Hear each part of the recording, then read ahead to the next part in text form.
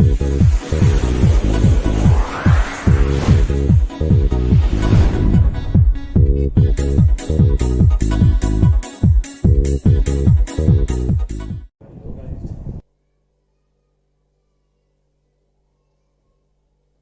राम साथियों, मैं नेमिचंद बाबल आज फिर से आपके अपने favourite YouTube channel study with Babal sir पर आपका हार्दिक अभिनंदन करता हूं, स्वागत करता हूं। तो साथियों, अब हम पढ़ने जा रहे हैं ट्वेल्थ क्लास की मैथ्स। और ट्वेल्थ क्लास की मैथ्स का हम एक चैप्टर ले रहे हैं जिसका नाम है सदिश। और ट्वेल्थ क्लास की मैथ्स के अंदर 13वां चैप्टर है। इस 13वें चैप्टर सदिश है, इसको हम पढ़ने जा रहे हैं। साथियों, ये चैप्टर है जो हमारे बोर्ड एग्जाम के अंदर 7 नंबर का वेटेज रखता है। तो साथियों, मैं आपको पहले ये बताना चाहता हूं कि अभी हमारे बोर्ड एग्जाम शुरू तो हो गए हैं, लेकिन मैथ्स का बोर्ड एग्जाम है वो अभी नहीं हुआ है। तो आपके ये इस साल भी आपके ये कारगर सिद्ध होगा नंबर दिलाने के अंदर। और आगामी साल में जो भी 11वीं क्लास के अंदर जो लड़के हैं उनके बार 11वीं क्लास की भी एग्जाम नहीं होने हैं और वो सीधे ही 12वीं के अंदर आएंगे। तो वो भी उनके भी ये वीडियो है वो बहुत ही कारगर सिद्ध होगा। वो भी आराम से इस वीडियो को देखे और अपने टीचर के पढ़ाने से पहले इस पूरे चैप्टर को समझ ले। तो साथियों, अब हम चल रहे हैं सदिश वेक्टर, जो हमारा 13वां चैप्टर है मैथ्स का। तो साथियों, मैं आपको ये बताना चाहता हूं कि सदिश यानी कि सदिश होता है क्या है। पहले हमारे को ये जानना जरूरी है कि ये सदिश है वो है क्या। सदिश, इसको हम दो भागों में तोड़ लेते हैं, से धन दिश। से धन दिश यानी कि दिश मतलब को कह देंगे दिशा और से मतलब सात। दिशा सात में दिशाओं, यानी कि कोई भी हमारे को कोई परिमाण दिया हुआ है उसके साथ साथ यदि हमारे को दिशा भी दी हुई है तो वो सदिश कहलाएगा। जैसे हम अपने ही बुक का एक एग्जांपल ले लेते हैं, उसके अंदर परिचय है, उसके अंदर बताया हुआ है कि कोई बस है जो 40 किलोमीटर प्रति घंटे की रफ्तार से चल रही है। तो 40 किलोमीटर प्रति घंटे से वो चल रही है, तो वो तो उसका परिमाण हो गया। और उसके साथ साथ यदि हमारे को उसकी दिशा दे दे कि वो उत्तर में जा रही है, पूर्व में जा रही है, पश्चिम में किसी स्थान पे जा रही है, तो हमारे को पता चल जाएगा किधर जा रही है। तो उसके मतलब उसके साथ साथ परिमाण के साथ साथ यदि हमारे को दिशा मिल जाए तो वो हो जाएगा सदिश। तो साथियों, यदि परिमाण के साथ साथ दिशा भी दे दी जाए तो उसे सदिश कहते हैं। और यदि परिमाण दिया है और उसकी दिशा नहीं दी तो वो अदिश हो गया। तो आप है पहले सदिश राशियां और अदिश राशियां, उन दोनों की परिभाषा लिख लीजिए। तो साथियों, मैं आपको करवा रहा हूं सदिश की और अदिश जो राशि हैं उनकी जो परिभाषा है वो आप लिख लीजिए। तो साथियों, चलो लिखते हैं परिभाषा। तो साथियों, हमारे सदिश राशि की परिभाषा ये हो गई और अदिश राशियों की जो परिभाषा है वो ये हो गई। मैंने कहा था कि वे भौतिक राशियां जिनको व्यक्त करने के लिए परिमाण और दिशा दोनों की आवश्यकता होती है, जिनको परिमाण और दिशा दोनों की आवश्यकता होती है, वो तो हमारी सदिश राशि हो जाती है। जैसे कि विस्थापन हो गया, वेग हो गया, त्वरण हो गया, बल संवेग हो गया। और वे भौतिक राशि जिनको व्यक्त करने के लिए केवल परिमाण की आवश्यकता होती है, इसके अंदर परिमाण और दिशा दोनों की आवश्यकता होती है और इसके अंदर केवल परिमाण की आवश्यकता होती है। यानी कि इसके अंदर हमारे को दिशा की आवश्यकता नहीं होती है, वो अदिश राशि होगी। जिनको दिशा की आवश्यकता होती है वो सदिश राशि हो गई। और अदिश राशि उसके एग्जाम्पल में आ जाएंगे, लंबाई हो गई, आयतन हो गया, दूरी हो गई, समय हो गया, द्रव्यमान हो गया। तो साथियों, आप इन दोनों को नोट डाउन कीजिए, फिर हम चलते हैं आगे।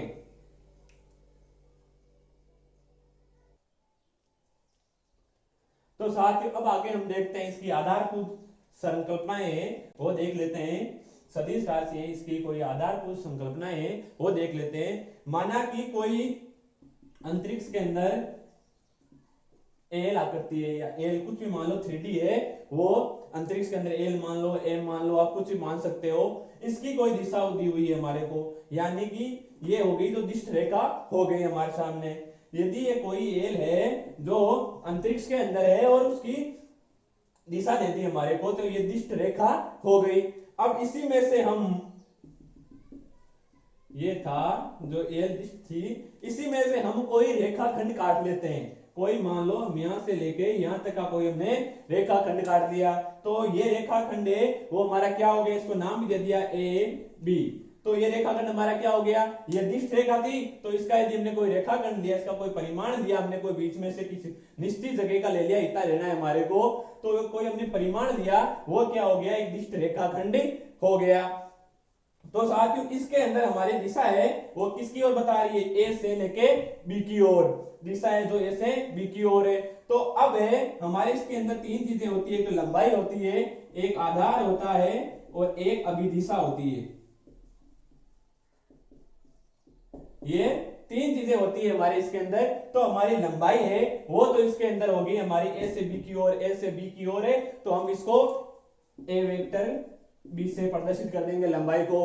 फिर हमारे आ गया आधार। आधार क्या है, आधार है वो एक एल, अंतरिक्ष के अंदर कोई एल निर्दिष्ट रेखा है, उसके ऊपर हमने एक ए बी वेक्टर है जो निर्दिष्ट रेखा का निर्दिष्ट किया है वो है। तो आधार हो गया हमारे एल वाला, एल के ऊपर हमने कोई ए बी वेक्टर वाली एक रेखाखंड लिया है परिमाण का। और फिर होगी अभिदिशा।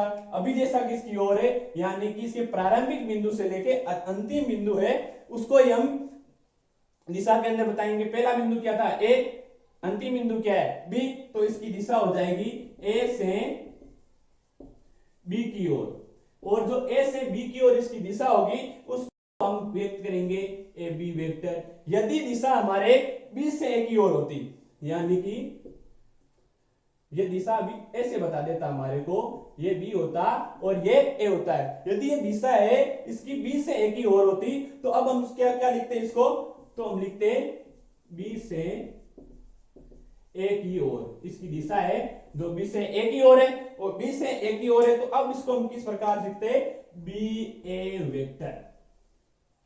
हमारे को इससे चलना है, प्रारंभिक बिंदु से अंतिम बिंदु पर चलना, वेक्टर का चिन्ह हमेशा ऐसा ही रहेगा। ये नहीं है कि हम ए से लिख लिया ए बी, अब की बार बी से है तो ऐसे कर दिया, लेकिन ये हमारा गलत हो जाएगा।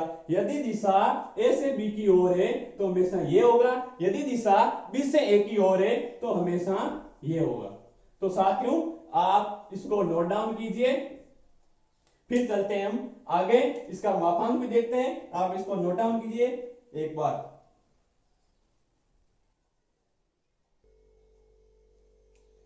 तो साथियों अब हम पढ़ रहे हैं टाइप ऑफ वेक्टर, यानी कि जो सदिश है वो कितने प्रकार का होता है। अब सदिशों के प्रकार पढ़ेंगे तो हमारे सदिश है उसको हमने कितने भागों में बांटा है। जैसे कि मान लो कोई शून्य सदिश हो गया, एकांक सदिश हो गया, समान सदिश हो गया, ऋण सदिश हो गया, विपरीत सदिश हो गया, समान या समतुल्य सदिश हो गया, स्थिति सदिश हो गया। यानी कि ये जो मैंने जितने आपके सामने नाम लिए, शून्य, इकाई सदिश, समान सदिश, समतुल्य सदिश, विपरीत सदिश, ऋण सदिश, स्थिति सदिश, जो ये सदिश है ये क्या क्या है ये मैं आपको एक बार बता देता हूं, फिर एक बार इनकी सबकी एक साथ आपको परिभाषा भी बता दूंगा, लिखा दूंगा, आप लिख लेना, एक बार नोट डाउन कर लेना कि परिभाषा किस किस प्रकार की होगी। जैसे हमारे सामने आ गया शून्य सदिश, हमारे को किसी ने कहा कि शून्य सदिश क्या होता है, तो शून्य सदिश का सीधा सीधा मतलब है जिसका परिमाण है वो जीरो है, यानी शून्य है वही शून्य सदिश है।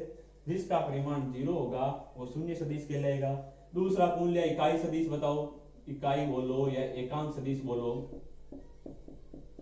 तो ये क्या होगा, जिसका परिमाण एक होगा या एक इकाई होता है, एक होगा वो इकाई सदिश हो गया। तीसरा पूछ लिया उसने, भाई बताओ हमारे को कि समद्वि सदिश क्या है,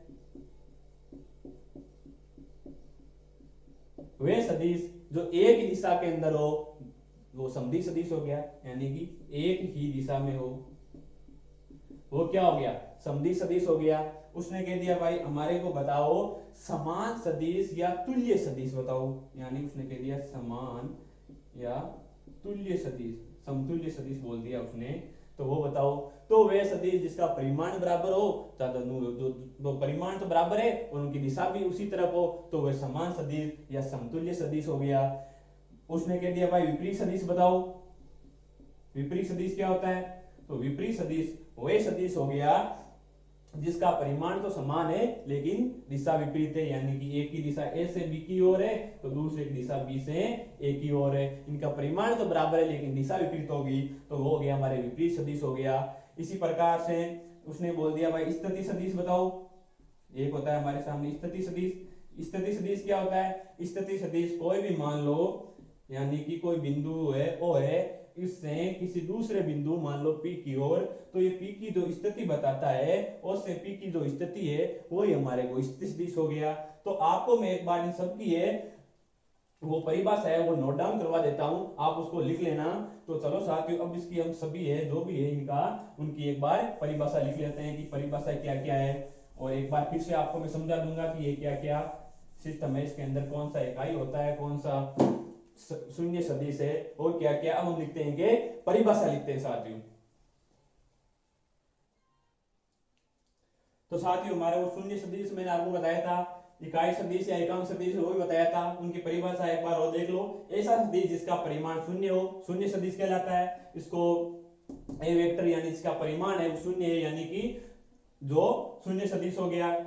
और ऐसा सदिश जिसका परिमाण एक हो यानी एक इकाई हो उसे एकांक सदिश कहलाता है। इसे एक एफ से व्यक्त करते हैं, कोई एकांक सदिश होगा उसको एक एफ से व्यक्त करेंगे, ये आपको याद रखना है साथियों। और जिसका यदि का किसी का परिमाण है वो शून्य है तो उसको शून्य सदिश कह देंगे। अब है कि जो एकांक सदिश है हमको उसको एक एफ से व्यक्त कर लिया, यानी कि एक एफ तो हमने बता दिया कि एकांक सदिश है। तो एकांक सदिश है वो किसी का पूछ लिया, हमारे कोई प्रश्न दे दिया उसके अंदर पूछ लिया हमारे को इसका एकांक सदिश बताओ, तो एकांक सदिश है वो हम कैसे ज्ञात करेंगे?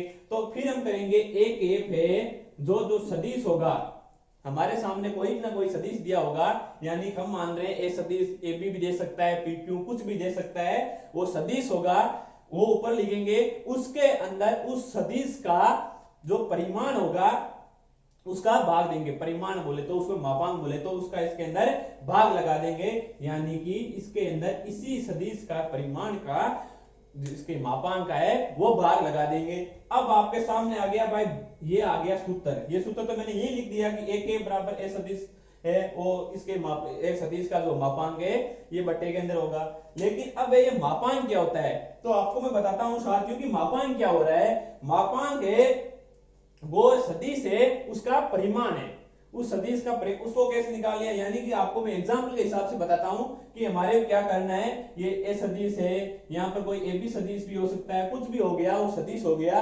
तो इसका क्या करना है, जो इसके अंदर हमारे को सदिश दिया होगा उसके जो गुणन होंगे, जैसे दे दिया आई के प्लस 2 JK प्लस 2 KK बता दिया, ऐसे बता दिया। जो इसके होंगे ये 1 से गुणा हो रहा है, ये 2 से, ये 3 से, आई केप जे केप जो के केप वो किससे ये घटक होते हैं ये किससे गुणा हो रहे हैं, तो इनका वर्ग करना है। 1 का स्क्वायर 2 का स्क्वायर और 2 का स्क्वायर और फिर इसका रूट करना है। उसी प्रकार से हम इसका परिमाण ज्ञात करते हैं। तो 1 प्लस 4 प्लस 4 4 4 8 और रूट में आगे 9 और 9 का हो गया 3, यानी कि इसका जो मापांक होगा परिमाण होगा वो क्या होगा 3। अब एक साथ में मैं आपको एक बात और बता देता हूं कि जो ये मापांक है वो कभी भी धनात्मक वो ऋणात्मक कभी भी नहीं होता, हमेशा धनात्मक होता है। यानी कि जो मापांक है जो हमारे मापांक आता है वो हमेशा 0 से बड़ा होता है, या तो 0 से बड़ा होगा या 0 के बराबर होगा। जो मापांक है वो 0 से या तो बड़ा होगा या 0 के बराबर होगा।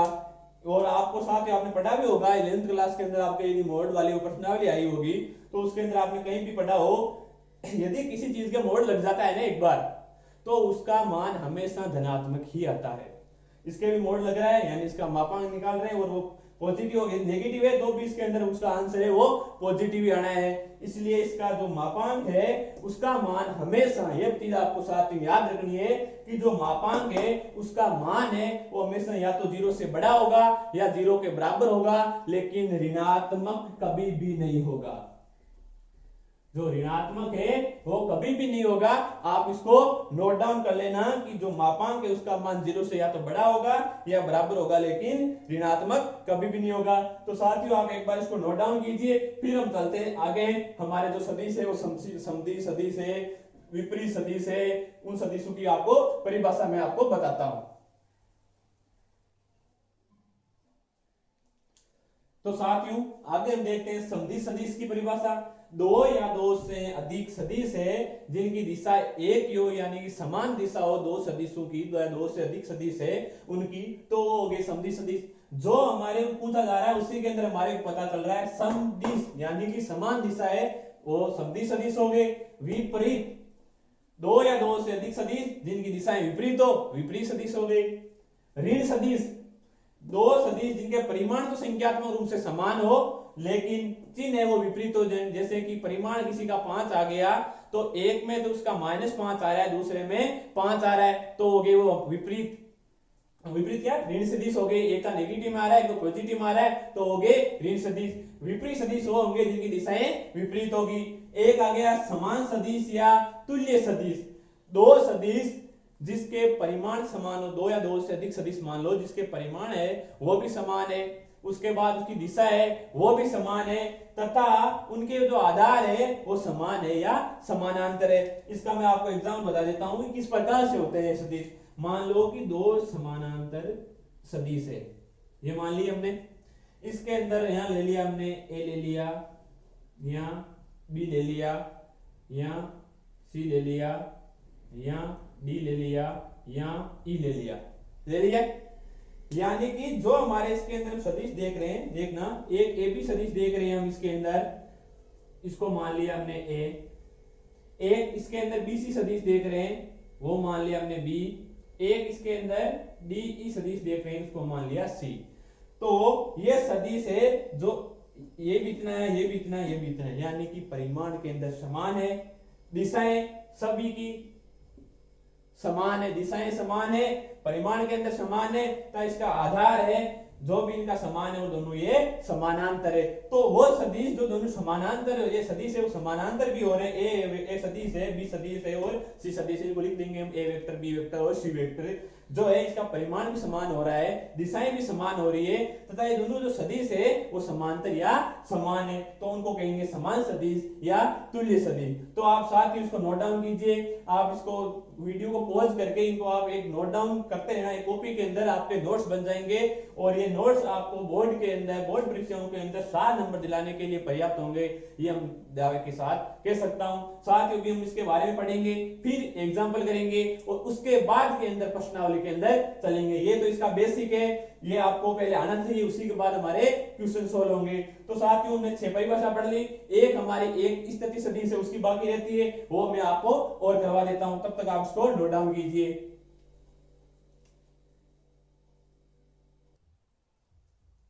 तो साथियों ये हमारे हो गई स्थिति सदिश की परिभाषा। स्थिति सदिश यानी कि किसी बिंदु O से P बिंदु की स्थिति को व्यक्त करने वाला सदिश स्थिति सदिश कहलाता है। कुछ समझ में नहीं आया, क्या बिंदु आ गया, क्या बिंदु P आ गया, तो आपको मैं समझा देता हूं कि ये बिंदु O है, क्या है P है। माना कि कोई भी ग्राफ है, उसके अंदर यहाँ पे बिंदु O है, तो और यहाँ पर कोई बिंदु P है, तो इस O बिंदु से P बिंदु है, इसकी स्थिति बताने के लिए, स्थिति को व्यक्त कर रहा है, उसको जो स्थिति व्यक्त करता है उसी सदिश को हम स्थिति सदिश कहते हैं। यानी कोई बिंदु O है, ये यहाँ से कितना भी ज्यादा ऊपर, कितने भी 30 डिग्री है, वो ऊपर की ओर हो गया, ये कोई कोण हो गया या कुछ भी हो गया, कोई बिंदु P है, तो हमारा जो O बिंदु है, P बिंदु की जो स्थिति है वो बता रहा है, वही हमारा स्थिति सदिश हो गया। इसको हम OP वेक्टर से भी व्यक्त कर सकते हैं, व्यक्त कर सकते हैं। कभी हमारे सामने आ गया, मान लो कोई AB सदिश भी दे दिया हमारे को कि AB सदिश है, स्थिति सदिश है, इसका अर्थ क्या हो गया, तो इसका एक अर्थ होगा B की स्थिति सदिश माइनस A का स्थिति सदिश, इसके AB वेक्टर है, इसका अर्थ क्या होगा कि B की स्थिति सदिश माइनस A की स्थिति सदिश। कोई भी हमारे को ऐसे दे दिया कि ए बी वेक्टर है, इसका स्थिति सदिश निकालना है, तो हम उसका हिसाब से स्थिति सदिश कैसे निकालेंगे, तो जो बी के हमारे को जो निर्देशांक दिए जाएंगे उनमें से हम ए के जो निर्देशांक है, जो भी हमारे को दिया जाएगा उसको बाहर निकालेंगे, तो हमारे ए बी वेक्टर का जो स्थिति सदिश है वो हमारे को प्राप्त हो जाएगा। जैसे कि हमारे को ए बी वेक्टर है, इसका स्थिति सदिश बताना है, तो अब बी के अंदर से माइनस करना है, तो ये हो गया O B vector minus O ए वेक्टर। ये आप को इतना यदि आपको भी समझ में नहीं आया तो आगे बहुत अच्छा समझ में आएगा, क्योंकि क्वेश्चन आएंगे तब आपके समझ में आएंगे कि हम इसके घटक है उनको साथ में करते हैं और घटकों के कारण ये ओ है वो आ रहा है। जैसे आपको और भी समझा देता हूं, यहाँ पे कोई बिंदु हो गया ए, यहाँ पे कोई बिंदु हो गया बी, यहाँ पे ओ, यहाँ पे ओ से एक तो स्थिति इसकी, ये कोई सदिश है, इसकी ये भी स्थिति बता रहा है, ये यहां से भी स्थिति बता रहा है। तो अभी हमारे को यदि किसी ने पूछ लिया कि भाई तू एक काम कर, तो हमारे को बताइए ओ ए माइनस ये ओ बी क्या सिस्टम है, किस किस से क्या आया है, ये कुछ पूछ लिया उसने, तो अब हम क्या करेंगे, हमारे को ये सदिश निकालना है, तो हम क्या निकालेंगे, हमारे को अभी आगे योग वाला नियम आएगा, उसके अंदर आपको और भी आगे पता चलेगी किसका किस पर, ये कोई सदिश ए वेक्टर है, ये कोई सदिश बी वेक्टर है, इन दोनों का योग होता है वो सदिश ए प्लस बी वेक्टर के होता है। तो उस हिसाब से हमारे को पता चलेगा कि हमारे को किस प्रकार से ये जो है ओ बी वेक्टर है माइनस ओ ए वेक्टर है जो ए बी वेक्टर के बराबर आ रहा है। हमारे को इतना याद रखना है कि हमारे मूल्य ए बी वेक्टर इसका स्थिति सदिश बताओ, तो हमारे को बी की स्थिति सदिश में से ए की स्थिति सदिश को बाहर निकालना है, यही हमारा होता है स्थिति सदिश। अब हम चलते हैं साथियों आगे, सदिशों का योग है वो कैसे होता है। अभी आपको और भी आगे समझ में आएगा कि जो सदिश है उनका योग किस प्रकार से करना है, वो क्या करना है, वो कितने प्रकार से होता है। दो सदिश आ गए तो उनका योग कैसे करेंगे, दो से ज्यादा सदिश आ गए तो उनका योग हम किस प्रकार से करेंगे। अभी तक हमने केवल सदिश की परिभाषा देखी, अदिश की परिभाषा देखी है, उसके बाद में सदिश होते हैं कितने प्रकार के, मैंने आपको 7 प्रकार के सदिशों के बारे में बताया है, आपको इनकी परिभाषा बता दी, आपको ऊपर से पता चल गया कि इस प्रकार का सदिश होता है जिसका परिमाण 0 होता है, शून्य सदिश होता है जिसका परिमाण है जो 1 होता है, वो इकाई सदिश या एकांक सदिश होता है, जो समान दिशा में होते हैं सदिश सदिश होते हैं, जो विपरीत दिशा में होते हैं विपरीत सदिश हो गए। इसी प्रकार से स्थिति सदिश है, किसी की स्थिति बताना है, पी बिंदु की स्थिति बता रहा है ओ बिंदु से, तो ये हमारा स्थिति सदिश हो गया, इसको ओपी वेक्टर से व्यक्त कर सकते हैं। और यदि हमारे कोई ए बी वेक्टर स्थिति सदिश पूछ ले या ओपी की पूछ ले, कुछ भी पूछ ले, तो हमारे को बी उल्टा करना है, बी की स्थिति सदिश में से ए की स्थिति सदिश को माइनस करना है। तो साथियों आप इसको नोट डाउन कीजिए। अब हम चल रहे हैं आगे।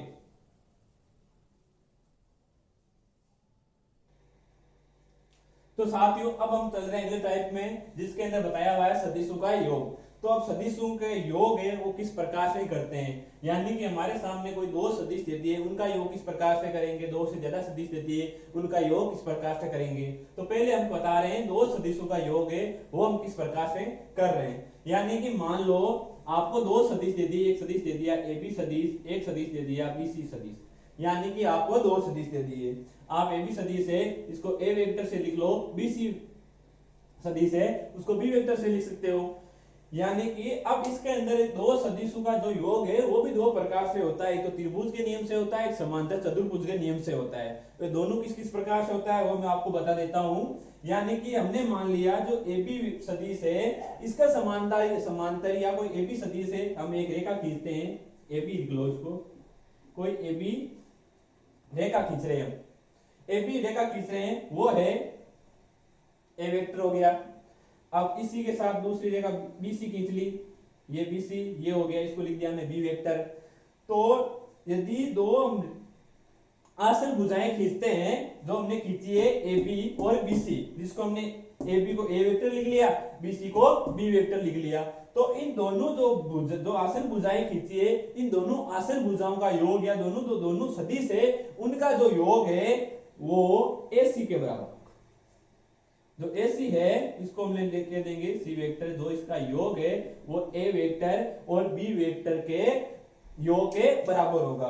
यानी कि हमने दो जो आसन भुजाओं का जो योग है वो तीसरी भुजा के योग के या तीसरी भुजा के बराबर होता है। इनकी दिशा इस तरफ है तो इसकी दिशा इस तरफ होगी, हर हमेश ध्यान में रखना, ये विपरीत में होती है, ऐसे नहीं ये चलती जाएगी ऐसे आ जाएगी, ऐसे नहीं आएगी। यदि इन दो आसन भुजाओं की दिशाएं इस प्रकार से चल रही है तो इसकी दिशा है वो ऐसे होगी। ये तो हमारे होता है त्रिभुज का नियम, दो सदिशों के त्रिभुज का नियम होता है कि दो आसन भुजाओं का योग है वो तीसरी भुजा के बराबर होता है। उसी प्रकार से एक होता है समांतर चतुर्भुज का नियम, देख लेते हैं चतुर्भुज का नियम लिख लेते हैं इसको, चतुर्भुज का नियम ये चतुर्भुज का नियम क्या कहता है, ये सेम टू सेम बात है, उसके अंदर कुछ ज्यादा नहीं है, वो एक ही बात कह रहा है। यदि मान लो हम यहीं से ले लेते हैं, कोई हमने ओ ए सदिश की कोई रेखा खींच ली, इसको हम दे देंगे ए वेक्टर नाम दे दिया, ए वेक्टर दे दिया। फिर हमने एक यहां से खींच ली ए से बी की ओर, इसको हमने बी वेक्टर का नाम दे दिया। फिर इसके समांतर हम एक, ये समांतर चतुर्भुज का कहते हैं, तो इसके समान एक रेखा होगी, यानी कि ये बीसी है, ये इसके समानांतर है, तो ये हमारे क्या ए वेक्टर है, तो ये भी ए वेक्टर हो जाएगी। और यहां से इसको इससे मिला देते हैं, ये इसके समान होगी, तो इसका मान भी बी वेक्टर के बराबर हो जाएगा। तो फिर जो ये विकर्ण होगा, हमारे को ये देखना है, इसकी दिशा इधर, इसकी दिशा इधर, यानी कि यही सिस्टम हो रहा है। इसके अंदर दो त्रिभुज बन रहे हैं, एक इधर एक इधर, इसके अंदर दो त्रिभुज बन रहे हैं, सिस्टम वही है चतुर्भुज के नियम के अंदर भी। तो इसके अंदर दो आसन भुजाओं, जो दो सदिश है, जो आसन भुजाएं के ऊपर जो दो सदिश है, उनका जो योग है वो विकर्ण के बराबर होगा। अब ये क्या हो गया, समांतर चतुर्भुज है, इसका विकर्ण हो गया, तो अब इसको हम कह सकते हैं कि ये जो योग होगा वो इसके विकर्ण के बराबर होगा। इधर से भी यही मामला है, इधर से भी यही मामला है, ए और बी, तो इन दोनों का जो योग है वो ए सदिश प्लस बी सदिश के, इसके विकर्ण के बराबर होगा। समांतर चतुर्भुज के नियम में कहते हैं कि इसका योग है दो सदिशों का, वो जो विकर्ण के बराबर होता है। और इसके अंदर त्रिभुज के नियम में हम कह देते हैं कि तो दो आसन भुजाएं हैं, उनका वो जो योग है वो तीसरी भुजा के बराबर होता है। यही दो सदिशों का योग वाला सिस्टम होता है। अब दो या दो से अधिक सदिश आ जाए तो उसका हम क्या करेंगे, तो साथियों आप इसको नोट डाउन कीजिए कि एक तो चतुर्भुज का नियम है, वो कह रहा है विकर्ण के योग के बराबर होगा, विकर्ण के बराबर होगा, और ये कह रहा है दो भुजाओं का जो योग है वो तीसरी भुजा के बराबर होगा। ये बात हमारे को ध्यान में रखनी है, आप इसको नोट डाउन कीजिए साथियों।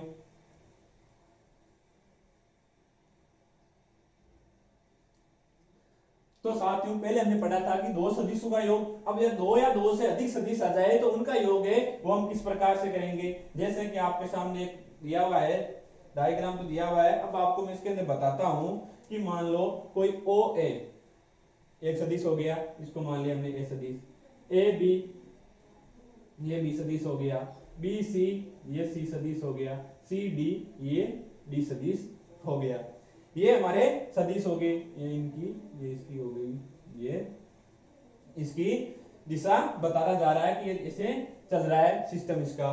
तो अब हमारे को पूछा कि इनका योग है वो आप किस प्रकार से करोगे।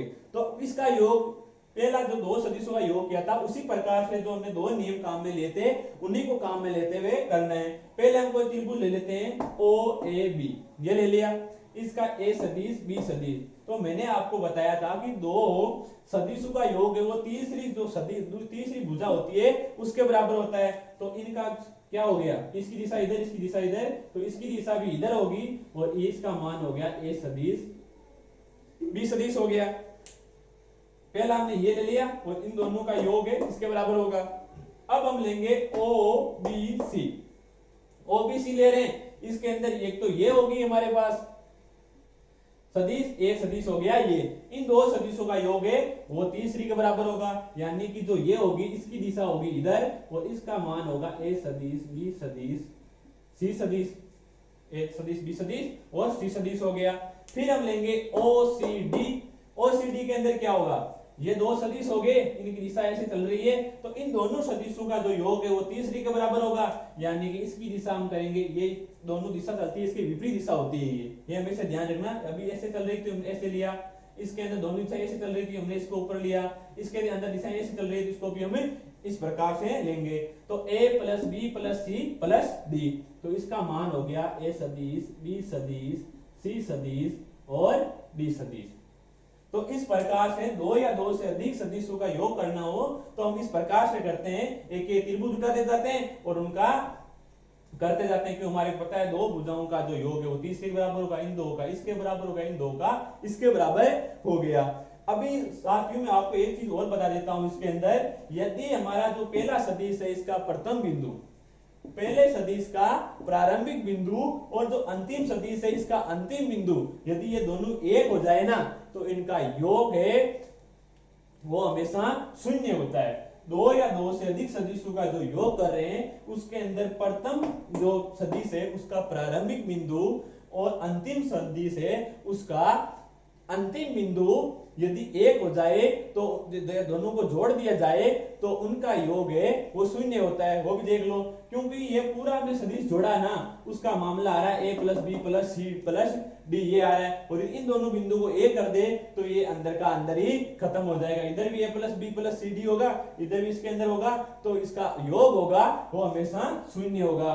तो आप याद रख लेना, लिख भी लेना, आप मैं बोल रहा हूं कि प्रथम सदिश का प्रारंभिक बिंदु और अंतिम सदिश का अंतिम बिंदु यदि दोनों को a कर दिया जाए तो उनका जो योग होगा, ये दो या दो से अधिक सदिशों का योग, वो हमेशा शून्य होगा। तो साथियों अब हम चलते हैं आगे, तब तक आप इस डायग्राम को नोट डाउन कर लीजिए और आपकी बुक के अंदर भी ऐसा आपको मिल जाएगा उसके अंदर। तो आगे चलते हैं, सदिशों का योग हमने कर लिया है, आप इसको नोट डाउन कीजिए साथियों।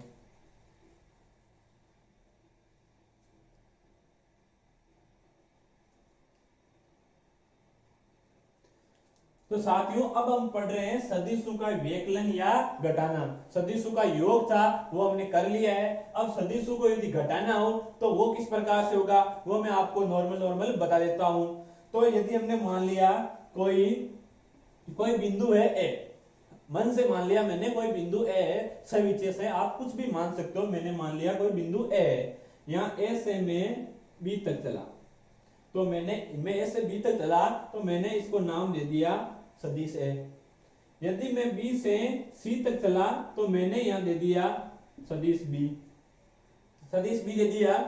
और आपको पता है जो इन दोनों सदिशों का योग हम त्रिभुज नियम से योग किया था तो ये होता है इसके बराबर, ये हो गया ये सदिश ए प्लस बी के, ये तो हमारा योग वाला नियम हो गया। यदि हमारे को उसने पूछ दिया कि a प्लस बी पूछता वो तो ठीक है, यदि उसने अब की बार सदिश a माइनस बी, ये a माइनस बी वाला कह दिया कि a से b को आप बाहर निकालो, यानी माइनस वाला पूछ रहा है, माइनस का अंदर क्या आ रहा है b आ रहा है, माइनस वाला b, तो हमारे को ये b है ये घटाना है। तो अब हम किस प्रकार से करेंगे, ये जितना इसका परिमाण है, जितना इसका है ये परिमाण b सदिश का, उतना ही हम इसके विपरीत में ले लेंगे, नीचे की तरफ ले लेंगे, उतने का उतना ही, यानी कि ये जितना था उतना ही हमने इसको नेगेटिव के अंदर ले लिया। यहाँ कोई बिंदु हमने दे दिया p, मान लो कुछ भी बिंदु मान लिया, d दे सकते हैं, p दे दिया मैंने, और फिर मैंने इसको यहां से जोड़ दिया। यदि इसका मान सदिश b हो रहा है यानी b वेक्टर हो रहा है तो इसका मान होगा, ये नेगेटिव के अंदर है तो इसका मान इसका b वेक्टर होगा। अब हम क्या करेंगे, हमारे को पता है दो सदिशों का योग है वो तीसरे सदिश के बराबर होता है, उसकी दिशा इधर होगी, तो हम लिख देंगे सदिश ए बी प्लस सदिश बीपी है वो बराबर होगा एपी के। ये होगा हमारे सामने कि इसका इसके बराबर होगा, यानी कि अब हम इसके निकालेंगे तो सदिश ए बी है, इसका मान तो होगा सदिश ए वेक्टर, इसका हो रहा है माइनस का बी वेक्टर, और ये हो गया एपी, यानी कि एपी निकालेंगे वो हमारे क्या आ जाएगी ए वेक्टर माइनस बी वेक्टर। यानी कि यदि हमारे को सदिशों को घटाना है तो हमारे को क्या करना है कि इसका यदि b घटाना है तो उसको b को हमने विपरीत ले लिया, यदि a में से b घटा रहे थे तो हमने b को विपरीत ले लिया और इसके अंदर a के अंदर ऐड कर दिया, माइनस में हो रहा है ऐड करेंगे तो माइनस हो गया, यानी कि माइनस b को a के अंदर जोड़ दिया तो a माइनस b हो गया। यदि हमारे को इसके अंदर b माइनस ए पूछ देता तो हम क्या करते, उसमें b होता और a होता, a का हम ऋण ले लेते यानी इसका विपरीत ले लेते और b माइनस ए हमारे आ जाता। दोस्तों समझे आप, यदि हम इसी समान परिमाण का हम नीचे लिया वो माइनस का आ गया, यानी a vector minus b vector है वो ap वेक्टर के बराबर हो गया। ये हमारे सदिशों का घटाने वाला नियम हो गया। सदिशों का योग का मैंने आपको बता दिया, ये सदिश के घटाने का हो गया। तो आप इसको एक बार नोट डाउन कीजिए साथियों।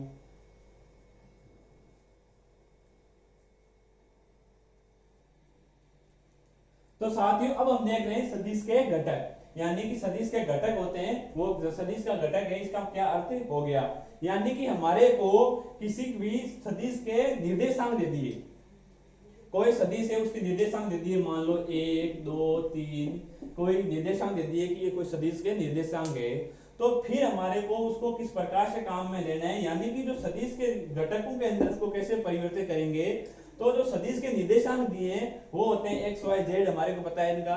तो जो सदिशों को इनको घटकों के अंदर बदलेंगे तो हम क्या करेंगे, एक्स होगा, एक्स का जो होगा एक्स को हम आई कैप से गुणा कर देंगे, वाई होगा उसको जे कैप से गुणा कर देंगे, और जो एक्स वाई जेड होगा जेड को हम के कैप से गुणा कर देंगे।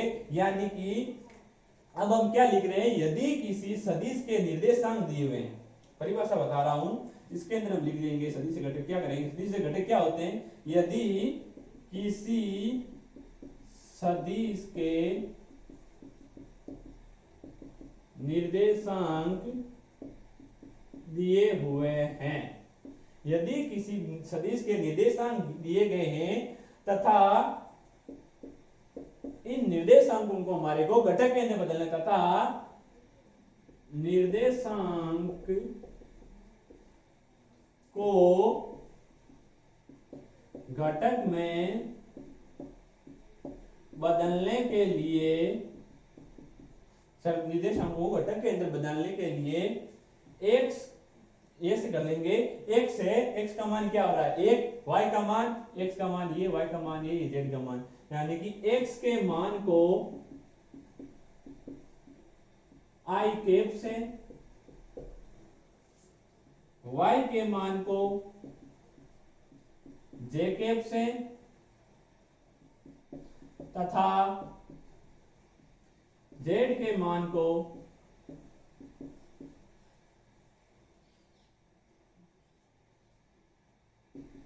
के कैप से गुणा कर देंगे। यानी कि हमारे को निर्देशांक दे दिए और उनको घटक के अंदर बदलना है, तो हम क्या करेंगे, जो हमारे निर्देशांक है उनको एक्स वाई जेड है, एक्स का जो मान होगा उसको आई कैप से, वाई का होगा उसको जे कैप से, जेड का होगा उसको के कैप से गुणा कर देंगे। यानी कि ये निर्देशांक देती है, इसको हमारे को घटक के अंदर बदलना है, तो हमारा क्या आएगा आंसर, इनका आएगा, इसको कर दिया हमने एक आई कैप प्लस, अब आगे दो जे के प्लस, ये तीन आ गया इसका, तीन के, और इसके साथ साथ हमारे को ये भी ध्यान रखना है, जो हम इसको गुणा कर देंगे और जो निर्देशांक होंगे उनका हम योग कर देंगे, तथा उनका योग कर देंगे। अब इसका योग कर रहे हैं हम, यदि ये निर्देशांक दिए हुए थे, इसको घटक में बदलना है, तो इनको आई कैप, जे कैप और के कैप से गुणा कर दिया तथा इनको प्लस में ऐड कर दिया, यानी कि इसका योग कर दिया। तो सदिशों को जो घटक में बदलना होता है, निर्देशांक दिए होते हैं, तो इनका ये सिस्टम होता है। तो साथियों आप इसको नोट डाउन कीजिए और फिर हम चलते हैं आगे की तरफ।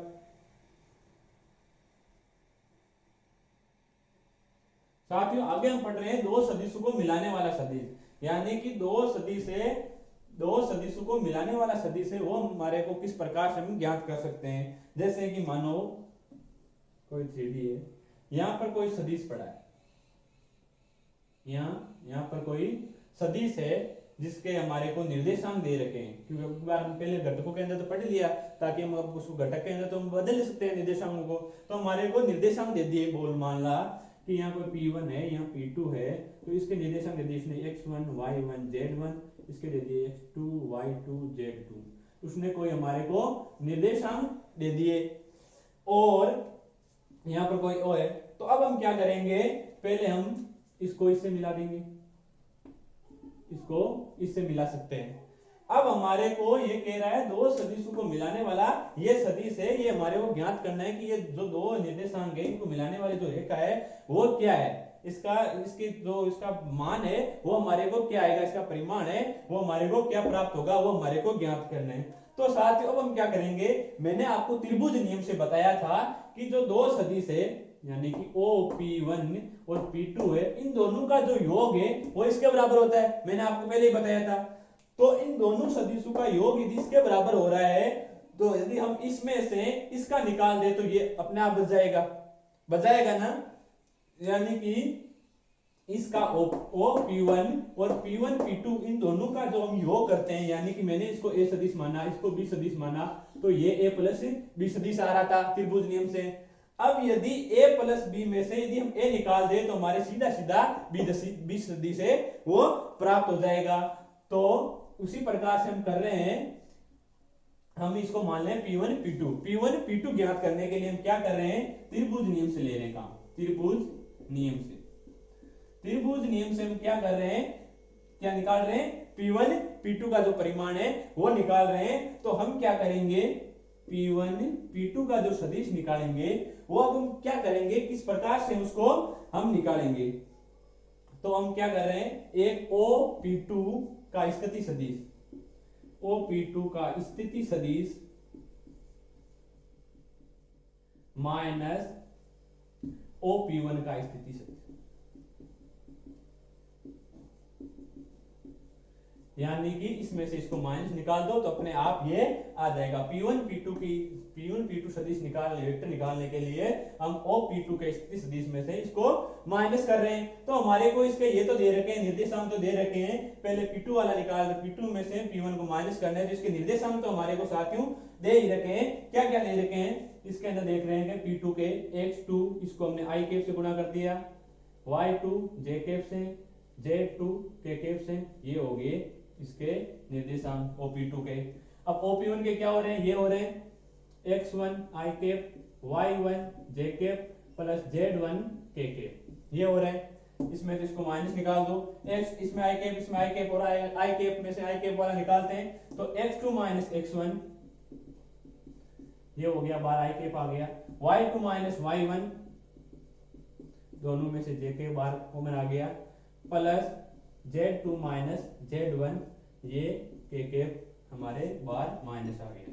तो ये हमारे P1 P2 जो स्थिति है उसका तो हमारे को ये सदिश प्राप्त हो गया। इसका जो सदिश के जो मामला था, ये सदिश था, वो हमारे को प्राप्त हो गया x2 minus x1 i cap, y2 minus y1 j cap plus z2 minus z1 k cap है, वो हमारे को प्राप्त हो गया। अब यदि हमारे को इसका मान पूछा है, जो सदिश का परिमाण पूछा है, तो इसका हम सदिश का परिमाण निकालेंगे। तो P1 P2 सदिश का परिमाण निकालेंगे।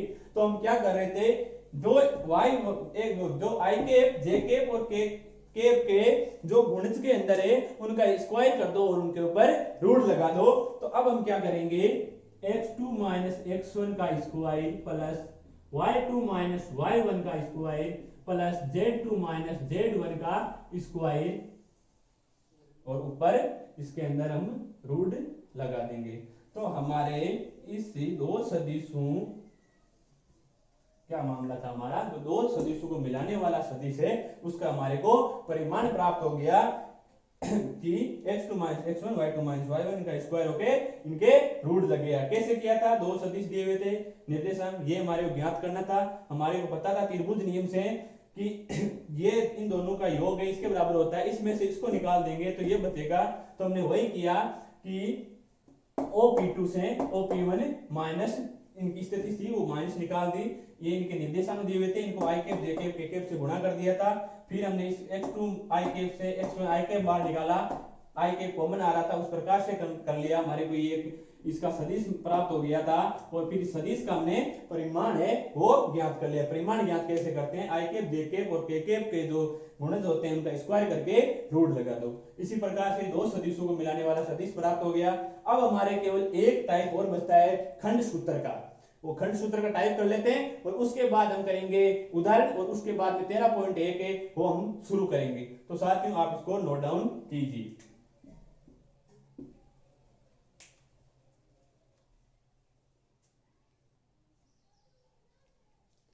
तो साथियों हम पढ़ रहे हैं खंड सूत्र। ये खंड सूत्र का क्या मामला है इसको मैं आपको समझा देता हूं।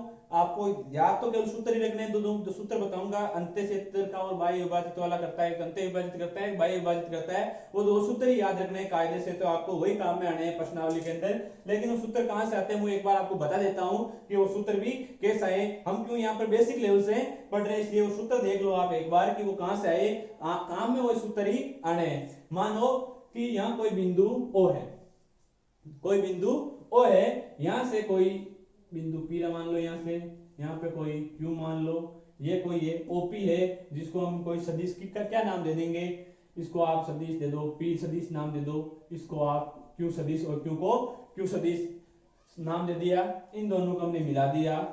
अब कोई दूसरा कोई एक सदिश है जो इनको काट रहा है, यानी कि यहाँ बीच में इसने काट दिया, कहीं पे काट दिया, कोई जरूरी नहीं है बीचों बीच काट रहा है, ऊपर काट दिया, नीचे काट दिया, मान लो इसने इसको यहाँ पे काट दिया, अब तो अलग ही लग रहा है, एक बड़ा है एक छोटा है, ऐसे इसने इसको काट दिया, यानी कि अब ये क्या कर रहा है, ये कर रहा है अंत्य विभाजित, अंत्य विभाजित हो रहा है इसके अंदर, यानी कि ये इसको अंदर की ओर ही विभाजित कर रहा है, ये कोई PQ है, इसको बीच में से अंदर की तरफ विभाजित कर रहा है, यानी कि अंत्य विभाजित कर रहा है। अब अंत्य विभाजित कर रहा है, कोई सदिश है R, मान लो ये हो गया R सदिश हो गया, और ये हो गए हमारे M और ये हो गए N, यानी कि किस अनुपात में बांट रहा है, M अनुपात N के अंदर हमारे को ये इसको बांट रहा है, तो ये M अनुपात N है, तो किस अनुपात में इसको बांटा जा रहा है वो हम ज्ञात करते हैं। किस प्रकार से हुआ, तो हम इसको ऐसे लिख सकते हैं, पी आर, उसको हमने M माना, R क्यों है उसको हमने N माना, तो हम इसको ऐसे भी लिख सकते हैं, पी आर बटा R क्यों है वो M बटा N है। लिख लिया हमने कि पी आर बटा R क्यों है, जिसको M अनुपात N मान लिया, क्योंकि पी आर जो M के बराबर है और R क्यों जो N के बराबर है। तो पी आर, अब यदि हमारे सामने ये आ गया तो हम स्थित सदिश के अंदर क्या कर रहे थे, इसको माइनस कर रहे थे, R माइनस क्यों कर रहे थे, उल्टा करके मैंने आपको शुरू के अंदर बताया था कि इधर हमारे को इसका स्थित सदिश निकालना हो तो हम इसके करेंगे, पी आर है तो R माइनस क्यों, R क्यों तो क्यों माइनस R, तो अब इसको वज्र गुणा कर देते हैं, N इधर गुणा हो गया और ये हो गया R का स्थिति सदिश माइनस P का स्थिति सदिश बराबर M के अंदर इधर आ गया R का स्थिति सदिश माइनस Q का स्थिति सदिश, ये भी दोनों स्थिति सदिश ही बाहर आ रहे हैं। तो R का स्थिति सदिश माइनस P का स्थिति सदिश, R का स्थिति हमारे को पता है R सदिश है, P का स्थिति सदिश है वो P सदिश है, ये हमने लिख दिया, और M बराबर R का स्थिति हमारे को पता है R सदिश है, और Q का स्थिति सदिश Q सदिश है, ये हमने ऐसे लिख दिया। तो अब हम क्या करेंगे, ये R वाला है, इसको R वाले को इधर लेके आ जाता हूं मैं कि इसका क्या मामला है, और P वाला है उसको मैं उधर ले जाता हूं कि इसका क्या मामला या क्या प्रोसीजर हो रहा है। ये हमारे अंदर आ गया R माइनस P सदिश, और इधर आ गया हमारे R सदिश, इधर क्या था R क्यों लिया था, तो हमारे होगा Q माइनस R, मैंने क्या कहा था उल्टा होगा, यहां हमने उल्टा कर दिया, ये हमारे होगा Q माइनस R, स्थिति सदिश होता है उसके अंदर उल्टा हो रहा था, P R है तो R माइनस P हो रहा था, तो R क्यों है तो Q माइनस R होगा, तो यहां होगा Q सदिश और यहां होगा R सदिश। सॉरी दोस्तों, ये इस प्रकार से होगा। फिर हमें R वाले इधर लेके आ रहे हैं, यानी कि ये इसको गुणा किया तो ये होता है N R कैप, इधर वाला आएगा प्लस M R कैप, उधर गए ये एक तो हो रहा है M Q सदिश, कैप क्या ये सदिश है, एक इधर जा रहा है, ये हो गया प्लस N P सदिश, ये सिस्टम हो गया। अब दोनों में R है तो R को हमने कॉमन ले लिया, ये हो गया N प्लस M और ये हो गया M Q सदिश प्लस N P सदिश। अब हमारे को R सदिश का मान ज्ञात करना था कि कौन सा सदिश है जो इसको किस अनुपात के अंदर यानी M अनुपात N के अंदर काट रहा है, वो कौन सा सदिश है, इसका हमारा मान ज्ञात करना था।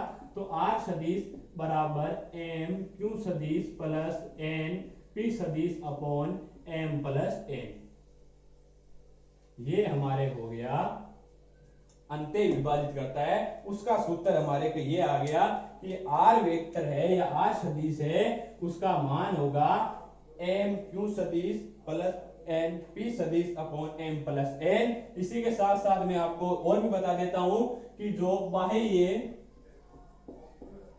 विभाजित करेगा उसका क्या सूत्र होगा, उसको आपको इसी प्रकार से याद कर लो, जो बाह्य विभाजित करेगा उसका होगा M Q सदिश माइनस N P सदिश अपॉन M माइनस N। इसके अंदर यहाँ दोनों जगह माइनस आ जाएगा, अंदर वाले के अंदर प्लस आएगा, बाहर वाले के अंदर माइनस आएगा। आप इसी प्रकार से उसी को भी सोल्व करके देख सकते हो साथियों।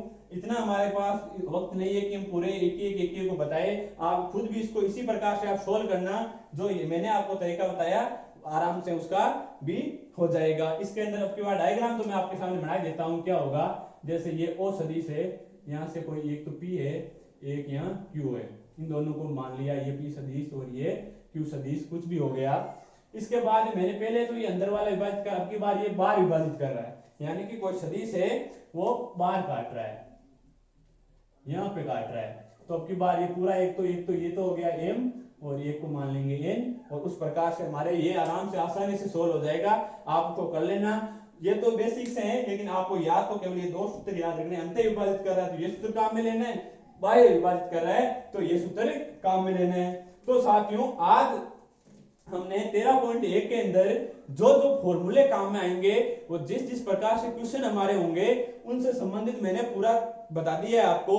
अब हम इसके एग्जाम्पल करेंगे और उसके बाद में 13.1 को करेंगे, बहुत ही आसानी से हमारे सोल्व होगी।